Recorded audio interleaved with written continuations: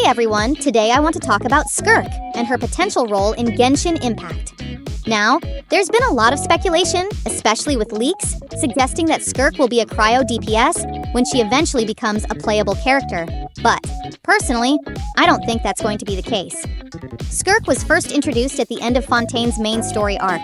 She's a seasoned swordswoman and, interestingly, child's master. At first, she was just an NPC who provided some lore and backstory, but HoYoverse has been teasing her as one of the upcoming playable characters. After a teaser showed her silhouette alongside other characters, rumors started flying, and leaks pointed to her being a 5-star Cryo character. Of course, everyone's immediate thought was, she's going to be a sword-wielding DPS for Cryo, right? And while that would be exciting, I honestly hope that's not the case. Sure, Genshin Impact could use another strong Cryo main DPS, but I think SKIRK could offer more value in a different role. If the leaks are right, and she is Cryo, I'd actually prefer her to be a Cryo sub-DPS. Let me explain why. If SKIRK is a Cryo sub-DPS, she could still be a powerful damage dealer, just from off the field.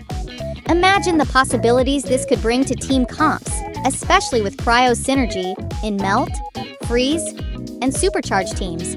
We've been using the same Cryo characters for these reactions for a long time, and SKIRK could really shake things up. Just like Mavuika did for Pyro teams, SKIRK could breathe new life into Cryo-based reactions without directly competing with existing main DPS units like Ganyu, Ayaka, or Ryothasley. Now, there's a major issue with Cryo right now. There are very few usable Cryo sub-DPS characters. Out of 16 Cryo units in the game, only Kaya and Rosaria really fit the sub-DPS role, and they're not exactly powerhouses.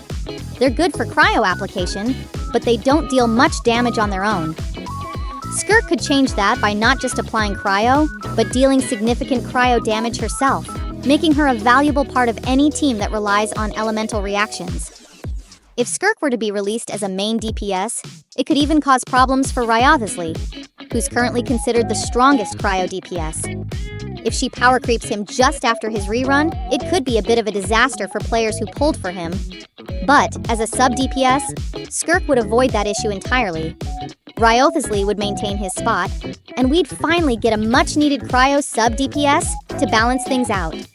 Of course, we can't forget that the Tsaritsa, the Cryo Archon, is also expected to be released at some point.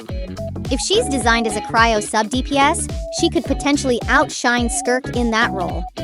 But, looking at the current timeline, it seems like Snezhnaya and the Tsaritsa are still quite a way off, so SKIRK would have plenty of time to shine before any potential competition. So, for now, this is all based on leaks and speculation, and we won't know for sure until we get more concrete information. But I really hope that SKIRK comes in as a Cryo sub-DPS, just like Mavuika did for Pyro teams.